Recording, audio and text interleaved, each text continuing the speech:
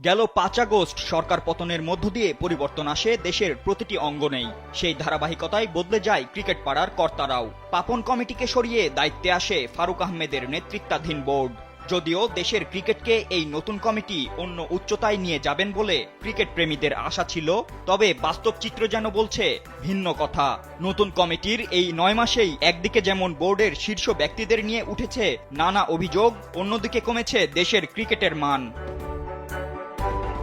BCB বসের দায়িত্ব নেয়ার পর থেকেই বিতর্কের শীর্ষে রয়েছেন ফারুক আহমেদ। সম্প্রতি তার বিরুদ্ধে উঠে এসেছে চাঞ্চল্যকর তথ্য।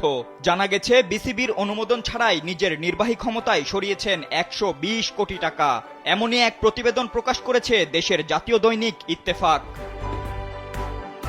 প্রতিবেদনে বলা হয়েছে, ক্রিকেট বোর্ডের সভাপতির দায়িত্ব পাওয়ার সঙ্গে সঙ্গে ফারুক সর্বপ্রথম নজর দেন বিসিবির ১৩০০ কোটির এফডিআরে।